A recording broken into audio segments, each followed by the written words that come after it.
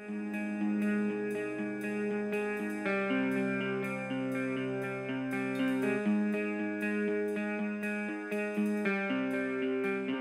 vais faire un petit exposé un peu acrobatique, parce que dès qu'on commence à parler d'éthique, évidemment, ça devient quelque chose de très personnel. Donc j'essaierai de le faire relativement court, peut-être pour pouvoir laisser plus de place aux questions, puisque ce que je vais vous dire m'engage moi, personnellement, et ce n'est pas nécessairement l'avis des personnes qui sont ici. On va commencer par des questions donc, de vocabulaire, puisque gestion synégétique, ce sont des mots qui sont intervenus il y a quelques années, comme le mot gestion, le mot régulation, ça a remplacé ce qu'on appelait avant la destruction des nuisibles. Alors, destruction des nuisibles, c'était particulièrement agressif, le vocabulaire, et comme les chasseurs ont essayé un peu de modifier leur image de marque, au lieu d'essayer de paraître un peu scientifique, au lieu de détruire les nuisibles, ils sont mis à gérer ou bien à réguler les prédateurs. Et c'est pas fini, puisque maintenant, on ne parle plus même de nuisibles, hein, de prédateurs ou de déprédateurs, on parle d'espèces susceptibles de provoquer des dégâts. Je trouve cette appellation, bon, elle est hypocrite, c'est une question sémantique, mais surtout, je la trouve extrêmement dangereuse. Une espèce susceptible des dégâts, c'est n'importe qui dans cette salle. N'importe qui peut, à un moment ou à un autre, provoquer quelque chose qui, à un moment ou à un autre, peut entraîner avoir des conséquences plus ou moins dramatiques pour quelqu'un d'autre. Je dirais même, pour être provocateur et un tantinet farceur sur les dimanches matins, que par exemple une banane peut se faire énormément de soucis par rapport à cela, parce que la peau de banane risque de faire chuter quelqu'un, donc est-ce que la banane risque d'entrer sur cette classification d'espèces potentiellement nuisibles et donc là maintenant susceptibles de provoquer des dégâts. On continue donc sur quelque chose de plus sérieux, donc éthiquement et écologiquement. Alors, effectivement, l'homme a pendant très longtemps chassé plus ou moins raisonnablement le renard. À l'origine des temps, c'est un animal, je l'ai dit hier, je le répète aujourd'hui, qui était chassé non pas pour sa viande, ce que rappelait notre ami du Luxembourg, mais quelquefois pour sa fourrure et aussi en défense des basses-cours. Effectivement, dans le temps, donc au début du XXe siècle, jusqu'au début du milieu du XXe siècle, les poules circulaient en liberté dans les cours de ferme, et les renards, en particulier au moment où le renard élevait ses jeunes, venait capturer les poules ou deux. Ça remplaçait certainement quelques dizaines de campagnols, et ça permettait aux jeunes renards non seulement de se nourrir, mais ça leur permettait également de se hiérarchiser. En se hiérarchisant, c'est-à-dire en se disputant cette proie énorme pour eux, finalement il a coupé un petit bout, et finalement chaque renardeau se retrouvait avec un petit bout de poulet. Ce qui est intéressant également dans le cas de la poule, c'est qu'on a remarqué sur des renards en captivité que si les renardeaux apprécient la viande de poule, devenu adulte, le renard rechigne à se nourrir de viande de poule. Je ne dis pas que c'est l'aversion aussi marquée que celle qu'il peut éprouver, par exemple, pour les taupes ou les musaraignes, ça il n'en consomme pas du tout, mais c'est un fait qui mérite d'être signalé. Et donc j'avais un copain qui avait merveilleusement résumé la situation en disant si je comprends bien, Richard, le renard il mange des poules, mais il n'aime pas ça. C'est un petit peu ça. Hein. Donc cette histoire de poules, ça nous ramène au fait, à la raison pour laquelle dans le temps on pouvait exercer des actions de refoulement, de destruction de renards. Par des fermiers qui travaillaient, on connaît tous en fait du temps nos grands-parents ou arrière-grands-parents qui étaient fermiers, ils travaillaient toute la journée et une partie de la nuit même, et ils n'avaient pas trop le temps ni d'aller à la chasse, même s'ils y avaient pour leur loisir, et ils n'avaient pas trop le temps d'organiser des grandes battues à renards. Donc c'était un petit peu à l'occasion, c'est le coup de fusil sur le renard qui passait ou qui est pris la patte dans le poulailler, ou qui est pris dans la cour de ferme, ou qui est pris à proximité. Alors ce renard, donc, il a été pourchassé pour ces raisons-là. Et ensuite, il a été détruit pour des raisons bien plus obscures, bien plus étranges. Ça a été tout à fait bien dit par notre ami du Luxembourg, à savoir que c'est une cible. C'est une cible d'autant plus intéressante que elle est, en France, une cible qui peut tirer pratiquement toute l'année. On commence en juin, tir d'été, et on termine fin mars. Ça, c'est pour le chasseur moyen. Le particulier le garde particulier peut lui tirer toute l'année, et le piégeur peut piéger et tirer également toute l'année. Donc pour les gens qui aiment, je suis désolé si on peut mettre les deux mots ensemble, mais qui aiment tuer, qui ont le plaisir d'utiliser une arme pour tuer des animaux, c'est vraiment un animal pour eux qui leur permet d'exercer leur loisir, entre guillemets, quasiment toute l'année. Évidemment, il faut du temps. Ce temps, je vois de mon village, les gens qui chassent toute l'année sont des gens qui sont soit retraités, soit des gens qui sont dans des situations professionnelles difficiles et qui donc sont en attente d'un emploi. Alors ils passent le temps comme ils peuvent et donc ils parcourent les environs du village avec un fusil quasiment tous les jours. Donc ces gens-là ont un impact énorme. Vous aurez compris donc je vous ai dit, je vous ai averti que ce serait quelque chose de très personnel. Vous avez donc compris que là j'étais effectivement dans des impressions personnelles. Donc tout à l'heure on verra si vous avez d'autres façons de voir les choses. Et si la chasse peut être considérée comme un loisir, comme un sport, ou si c'est comme une activité qui est éthiquement et écologiquement non défendable, surtout aujourd'hui. Alors, là vous avez une photo qui est prise dans l'entour de mon village, donc une renarde allaitante. Malheureusement, on n'est pas parvenu à trouver le terrier ni le jeune, donc chaque fois qu'on tue un renard ou une renarde à cette époque-là de l'année, on peut dire que les jeunes sont quasiment condamnés à mort également. Donc quand vous tuez une renarde, le chasseur peut dire qu'il a en fait éliminé 4, 5, 6 animaux de l'espèce vulpes. Alors cette destruction à laquelle les gens s'adonnent avec une passion, elle est devenue, n'est pas plus acceptable écologiquement et éthiquement au début du XXe siècle. Il faudrait déjà arriver à percevoir les raisons pour lesquelles le rôle écologique et économique du renard joue en sa faveur. Alors, l'une des résultantes de l'arrivée de la rage en 68 en France, ça a été évidemment un tohu gigantesque dans les pouvoirs publics, mais qui ont déclenché un maximum de recherche. Je crois que le renard doit être, en France, l'espèce sauvage sur laquelle il y a le plus de publications. On parle de plusieurs milliers, et du coup, les Britanniques, qui sentaient bien que ça pouvait bien, la rage pouvait bien, d'une façon ou d'une autre, arriver chez eux, ont également mis en place des programmes de recherche universitaires, et donc on dispose d'une pléthore d'articles sur tous les types de milieux, que ce soit le bord de mer, que ce soit les campagnes avec des haies, des bosquets, que ce soit dans les forêts, que ce soit sur les hauts plateaux d'Écosse où il y a un renard tous les 4000 hectares. Chaque fois, on est en possession de recherche, de résultats de recherche universitaires et donc validés dans des revues à comité de lecture ou bien par des thèses de doctorat validées par le jury. Donc le renard est excessivement connu aujourd'hui et on a vraiment très peu d'excuses pour dire ou pour propager toutes ces mauvaises raisons que les chasseurs nous opposent ou les piégeurs nous opposent, puisque chaque fois il y a, je dirais, entre 5, 10, 20 publications, quelquefois de rang international, qui démontrent exactement l'inverse. Alors, comment définir? Je suis revenu un petit peu sur cette définition du renard pour le plaisir, parce que c'est un animal qui interpelle beaucoup, c'est un animal qui est, comment je veux dire, par rapport au chat forestier par exemple, je pense à lui parce que dans les milieux similaires, les prairies de fauche, en Lorraine, on trouve à la fois des renards et des chats. Alors, quand vous êtes photographe, vous vous amusez, entre guillemets, davantage avec un renard qu'avec un chat. Le chat, il va arriver, il va s'asseoir, il va guetter. Au bout de 20 minutes, vous dites, il est mort, quoi. Non, il est assis, il ne bouge pas. Au bout d'une demi-heure, on commence vraiment à avoir un vol. Il saute, il attrape le compagnol, il reste au sol, il le croque, il le mange, caché, on ne voit pas grand-chose, ou bien il le prend et il l'emmène à ses jeunes.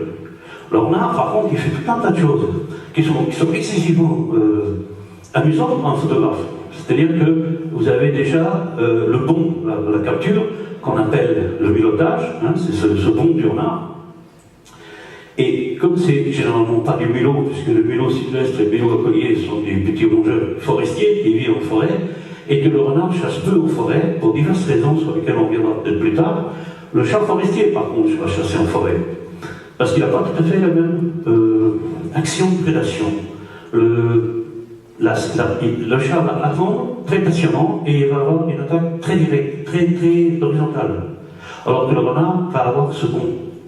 Et récemment, on a eu donc des confirmations que ce bond pouvait être justifié par le fait que non seulement le renard utilise son ouïe, c'est-à-dire qu'un renard qui arrive dans un pré où il y a une souris qui chicote ou qui mange, il va pencher la tête. Alors je vais imiter si vous voulez, à droite, à gauche. C'est-à-dire qu'en fait, il déplace ses deux oreilles. Et il va donc localiser beaucoup plus précisément où se trouve l'animal qui convoite, les petits bruits. Pareil pour un ver de terre. Il peut entendre des vers de terre à des distances incroyables sous terre. Le renard adore les vers de terre. En 1 heure, un renard, il a satisfait ses besoins alimentaires.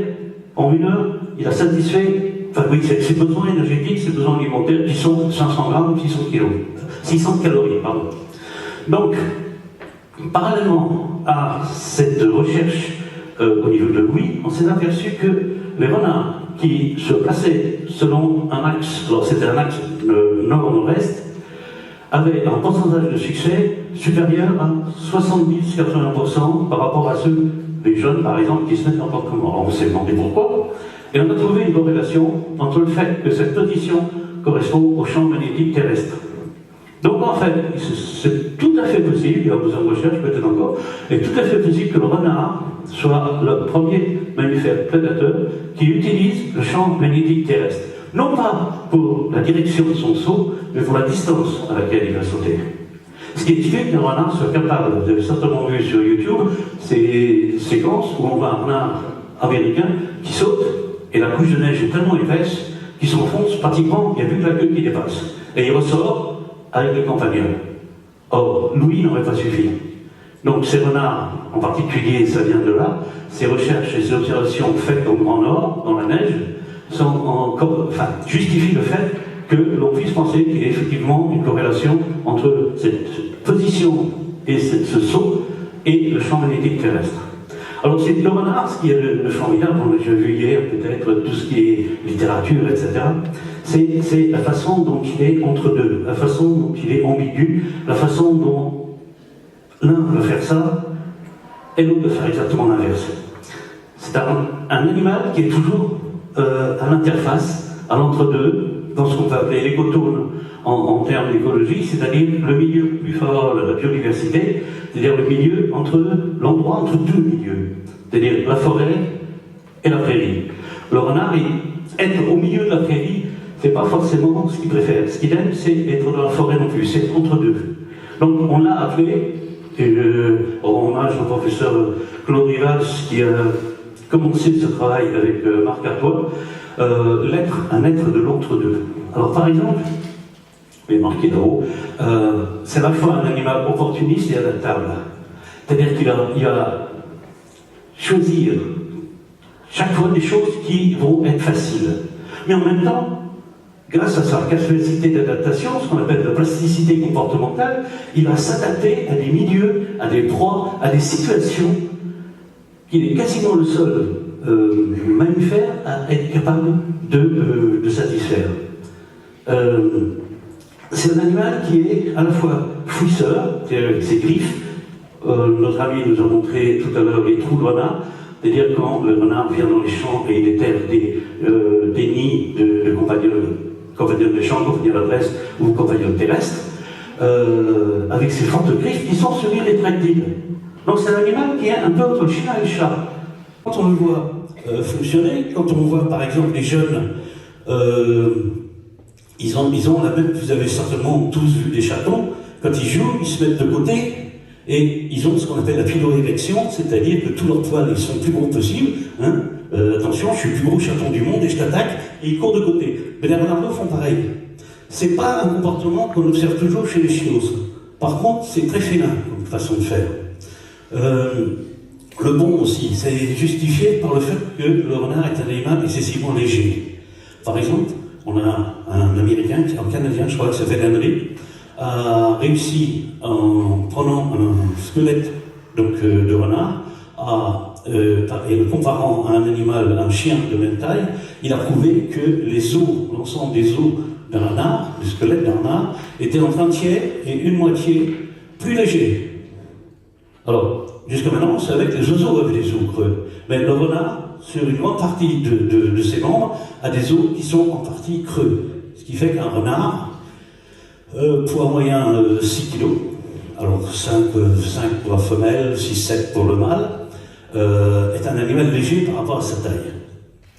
Et alors, comme je vous ai dit que le renard est un animal excessivement embêtant à décrire, j'ai retrouvé un article que j'ai oublié de scanner, d'un fermier d'Aberdeen, donc en Écosse, qui a tué un renard de 37 livres, c'est-à-dire 14 kilos. Donc vous voyez qu'on a des renards légers à 5-6 kilos pour les femelles, et voilà que ce monsieur, ce fermier, est photographié en tenant un renard, c'est un grand gaillard, hein, il le tient par le bout de la queue et le museau touche quasiment le sol. Alors ce qui est amusant, je vous fais une parenthèse par rapport à ça, c'est que ce monsieur justifie donc son acte de avoir tué ce renard parce qu'il élève des agneaux et il s'est rendu compte donc qu'avec un poids de 13-14 kg, ce renard impactait son cheptel d'agneaux. Donc il s'est trouvé dans l'obligation de tuer. Ça ne veut pas dire que tous les renards doivent être, comment je peux dire, il y a des situations où il faut vraisemblablement, par exemple, si dans les villages où la rage sévissait, un renard qui est rentré dans un village et qui commençait à mordre, on n'avait pas d'autre solution que de tirer un coup de fusil. Parce que la rage n'était pas soignable à l'époque. Bon. Par contre, ce qui est intéressant dans l'attitude de ce monsieur, c'est qu'il ne sourit pas du tout. Il montre son renard et il dit combien il est désolé d'avoir dû tuer ce si beau renard, parce qu'il est magnifique, mais que c'était son exploitation qui était en jeu. Donc il l'a fait à contre-cœur. Si vous voyez ce que je veux dire par rapport à des articles de journaux, ils sont de plus en plus rares aujourd'hui. Hein. C'est rare qu'un journal régional, qu'un journal local présente encore un garde particulier avec une dizaine de renards morts à ses pieds en disant bon voilà, le garde M. Dupont dimanche dernier a tué 10 renards. Excusez-moi. Ce qui veut dire que les mentalités changent. On l'a signalé depuis 2 jours. Les gens n'ont plus envie de voir dans un journal quelqu'un se vanter d'avoir massacré un renard, une renarde et ses renardeaux. Ça veut dire qu'il y a encore d'espoir pour modifier ce statut. Alors, l'ombre et la lumière, évidemment, sont 2 concepts qui s'opposent. Le renard est un animal qui naît dans l'ombre, il naît dans le noir, il naît dans le fond d'un terrier, il donne la vie au fond d'un terrier, et les renards adorent le soleil, et quand ils ont l'occasion, ils s'étalent très voluptueusement sur une branche basse, ou sur une boule de foin, ou sur un tronc abattu, et ils prennent le soleil. Quelquefois, on les trouve en train de dormir au soleil au milieu d'un champ. Donc, là encore, 2 concepts qui s'opposent. Un animal qui est supposé être extrêmement rusé, donc ça a été bien décrit dans les fables, que ce soit Ésope, que ce soit La Fontaine, que ce soit les différents auteurs que l'on trouve dans le roman de renard. Et puis en même temps, le renard fait des choses quelquefois, enfin un individu fait des choses tellement étonnantes qu'on se demande combien de temps il va vivre celui-là. Trouvez un renard comme ça, vous êtes en train de marcher, et il arrive à fond au milieu du chemin, tout juste il vous tape pas dedans, il vous a pas vu, il pensait à autre chose. Donc il y a ce mélange de ruse et d'étourderie qui est encore une fois dans 2 concepts opposés.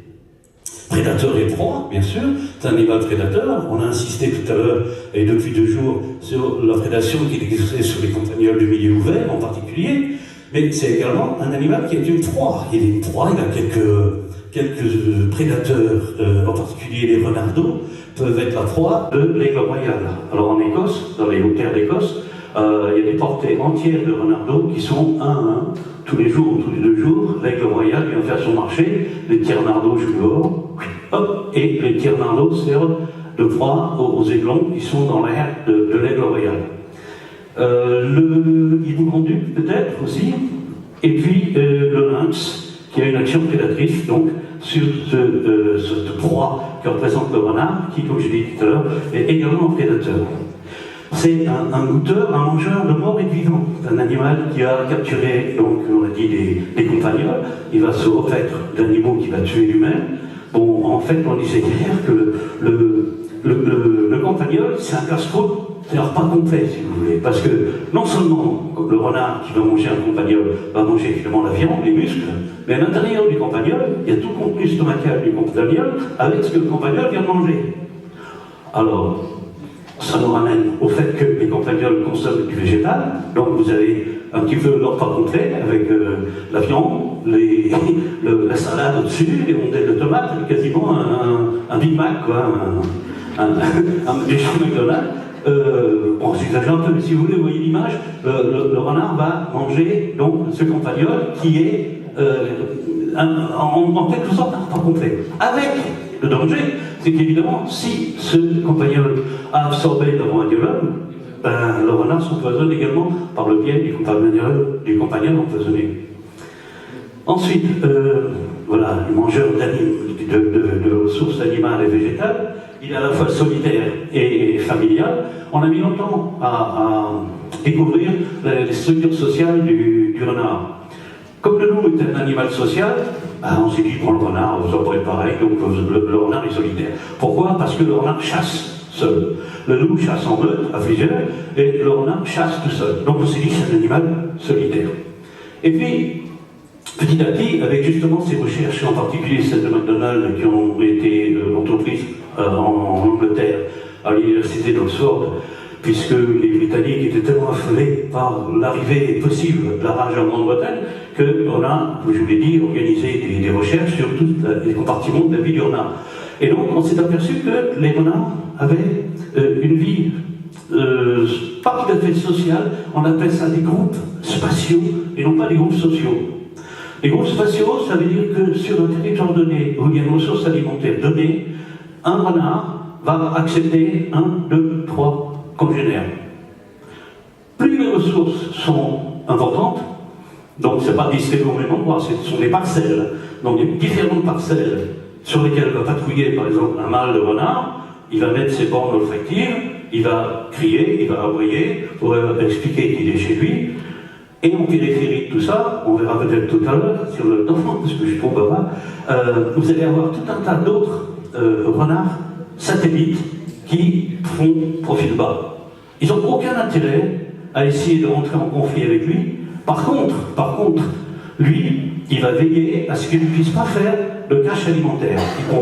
Ils pourront se nourrir, en faisant bien attention à ne pas être attaqués par l'occupant des lieux, mais ils ne pourront pas faire de cache. Et dans le cas des femelles, qui ne sont pas admises sur le territoire de l'autre femelle dominante, parce que souvent, mâles et femelles dominantes patrouillent ensemble, pas forcément côte à côte, mais dans la même journée.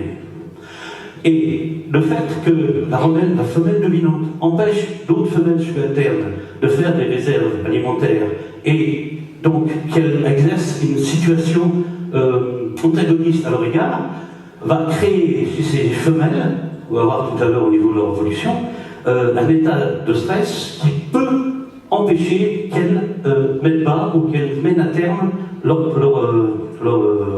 gestation. Je continue donc sur voilà, familial. Donc on se retrouve à ce qu'on appelle la RDH, donc l'hypothèse de dispersion des ressources. C'est un concept assez ancien qui s'applique pratiquement chez tous les carnivores et qui permet à ces animaux de s'espacer en fonction des ressources du milieu. Donc, au contraire de ce que nous affirment les chasseurs, ce n'est pas un prédateur qui va gérer le nombre de ses proies, c'est le nombre de proies qui va déterminer le nombre de prédateurs possibles dans son environnement. Et là où ça se complique, c'est qu'on a rarement un seul prédateur. On peut parler de communauté de prédateurs. Quand vous avez les renards, ça a été dit tout à l'heure, vous avez des binons, vous avez des buses, des faucons casserelles, vous avez des chouettes, vous avez des hermines, des belettes, des serpents, des vipères, vous avez toutes sortes d'animaux qui vont avoir une action sur les espèces froides du milieu. Espèces froides, il n'y a pas que le campagnol. On a dit qu'il y avait des bilous en forêt, il y a des insectes, il y a tout un tas d'animaux qui font que les relations prédateurs-proies sont tellement compliquées que si on commence à en parler, je vais me faire abattre par remarque, on est encore là dans 2 heures, ou 3 heures, ou 4 heures. C'est extraordinairement compliqué, mais c'est passionnant.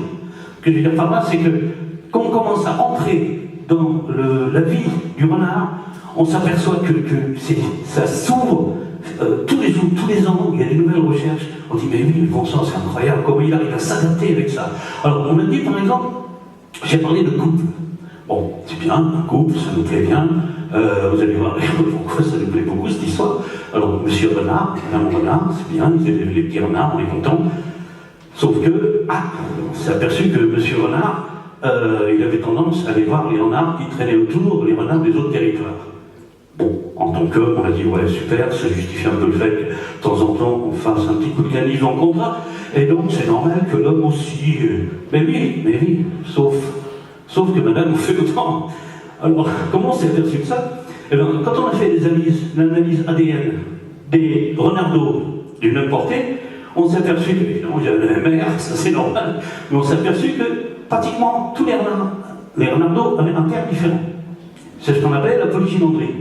C'est-à-dire que les mâles vont s'accoupler avec toutes les femelles possibles autour, et les femelles à leur tour vont accepter d'être accouplées avec tous les mâles qui vont bien passer. Alors, si on a le temps, on essaiera de voir pourquoi cette stratégie est garante d'un certain succès par rapport à l'espèce, à savoir, génétiquement, la grande motivation de tous ces animaux, c'est de propager leur chaîne. Propager leur chaîne, il faut donc que les portées arrivent à terme. Quand une renarde quand un mâle visite plusieurs renardes, il va propager ses gènes, c'est normal, puisqu'il a déposé sa semence dans ses différentes femelles. Donc, pour lui, cette mission est remplie. Du côté des femelles, étant donné le lourd impact de destruction sur les renards, la renarde a tout intérêt à être couverte par plusieurs mâles. Pourquoi? Parce que chaque mâle est intimement persuadé qu'il est le père de la portée.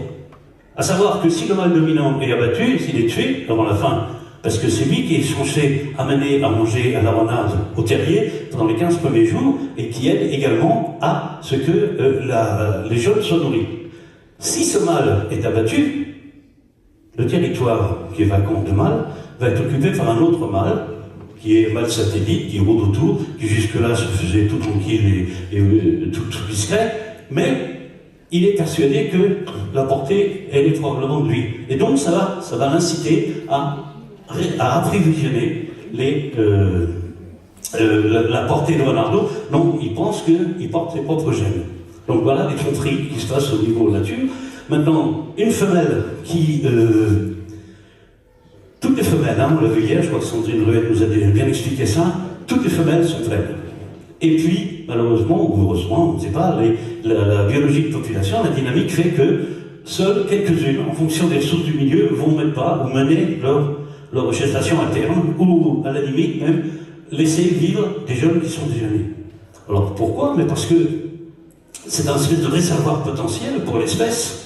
Si la femelle dominante est abattue ou tuée au terrier, et bien à côté, l'autre femelle, une femelle plus jeune, peut-être une primipare, c'est-à-dire qui met part pour la première fois, alors on a un succès bien moindre, parce qu'elle n'a pas pu bénéficier de ces caches de nourriture, si la femelle adulte et dominante l'a empêché.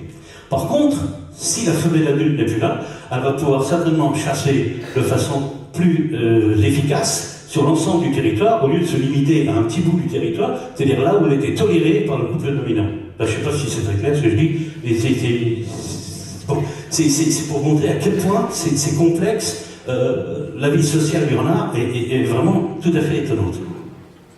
Alors, un animal qui est sédentaire et nomade, bien sûr, un animal qui reste de son territoire lorsque ce territoire est... Toi aussi, je t'aime. Donc c'est un animal qui va rester territorialisé. Et en même temps, à la fin de la saison de reproduction, vers le mois de septembre, les jeunes mâles en particulier sont virés, il n'y a pas de tanguy chez les renards, ils sont virés en particulier par le mâle dominant, et ils accomplissent ce qu'on appelle la dispersion automnale, où vous avez des mâles qui font des centaines de kilomètres pour se trouver dans le territoire. C'est ce qui explique que lorsqu'on a des actions, par exemple, d'antagonistes ou de prédation et qu'on tue des renards tués soient pratiquement immédiatement remplacés. Sont remplacés par ces renards neufs, jeunes, de l'année précédente, ou que quelques mois, qui sont partis en dispersion automnale, qui sont maintenant adultes, qui sont adultes sexuellement, ils sont capables de se reproduire au bout d'un an, les femelles de 10 mois, et donc ils vont pouvoir occuper ce territoire et le remplir à nouveau, et on se retrouve avec la même densité de renards qu'on les tuait des renards ou pas. Alors, diurne et nocturne, ça c'est facile à comprendre. Les animaux qui sont équipés par leurs yeux, par leur façon d'aller et de venir, ils ont un tapetum lucidum dans une cellule à l'arrière de la rétine qui renvoie la lumière, donc ils voient très très bien la nuit. La forêt, la ferme, j'en ai parlé hier, je ne sais pas si ça vaut le coup d'en reparler, on n'a pas trop le temps.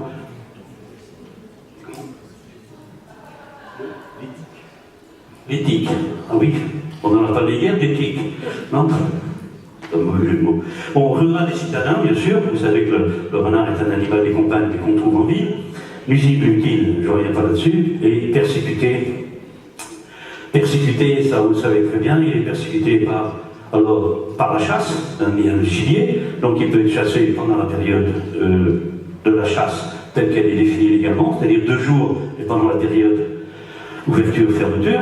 On y rajoute le tir d'été à partir du 1er juin, et puis comme c'est un animal qui peut être détruit, la distinction est importante. Un gibier est chassé, un nuisible est détruit. Détruit, ça veut dire qu'il y a des modalités particulières, et entre autres, ça vous a été expliqué hier par Ariane, l'animal fait l'objet de diverses attentions, dont certaines relevaient, avant les lois, relevaient carrément du braconnage et étaient réprimées. Tir de nuit, c'était interdit. Lacet à coller à arrêtoire, c'était interdit. Tir depuis un véhicule, c'était interdit. Tir à l'aide d'une source lumineuse, comme font les lieutenants nouvelles, c'était interdit. Mais comme l'animal est nuisible, tout ça, d'un seul coup, ça devient possible, ça devient autorisé. Ensuite, le piégeage systématique, où il faut être piégeur agréé. Alors, je vais vous étonner, j'ai passé c'est le point d'examen.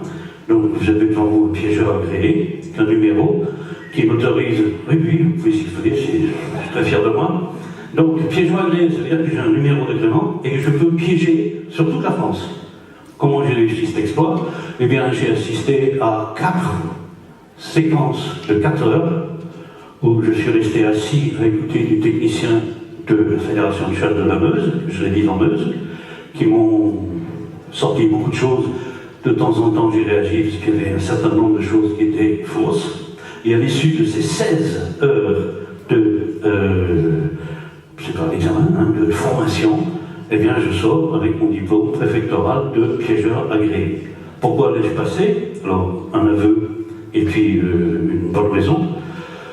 Commencez par la bonne raison. La bonne raison, c'était que, à l'aide de cette autorisation d'agrément de piégeage, je peux, par exemple, faire des études de population, à savoir capture, on capture un animal, on met des pièges, non évidemment blessant, on marque marquage, donc on marque l'animal d'une façon ou d'une autre, on le relâche, et on fait une deuxième campagne de piégeage, et on voit combien d'animaux sont parmi ceux qu'on va capturer, combien ont été marqués. Et à partir de là, on peut avoir une estimation des populations. C'est pas terrible, mais c'est pratiquement tout ce qu'on a. Et l'autre raison, c'est parce que je voulais voir comment ça se passait, et puis bon, j'ai quand même eu, pour moi tout seul, ils n'ont pas voulu me mélanger à d'autres personnes, j'ai eu 2 techniciens de la Fédération de chasse de la Meuse qui ont été payés pendant 2 jours pour moi, 10 personnes, et pour m'apprendre à piéger des animaux dits nuisibles. Donc c'était quand même bien, je suis content, ouais. Voilà, j'aurais donné du boulot. Alors le déterrage, quelque chose d'ignoble, on n'en a pas parlé. Si vous allez, des images va mieux que quelques mots, si vous allez sur YouTube, vous faites le déterrage du renard, et vous avez des séquences tournées par les déterreurs. Je ne sais pas si vous arrivez à regarder jusqu'au bout, moi je ne suis pas arrivé. C'est absolument, c'est ignoble.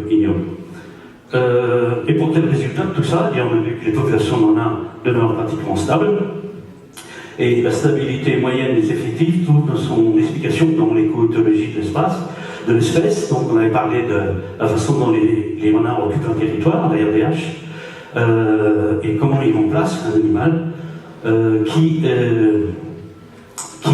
remplace un animal territorialisé qui a disparu. Bon. Alors, la description des renards relève bien davantage de l'absurde et de l'inutilité que d'une quelconque régulation ou d'une gestion des espèces, puisque pour pouvoir dire qu'on régule ou qu'on gère une espèce, il faut au moins avoir un chiffre initial, combien il y en a. Et en fait, les chasseurs sont absolument incapables de vous dire combien il y en a. Si, ça tient 4 lettres, trop.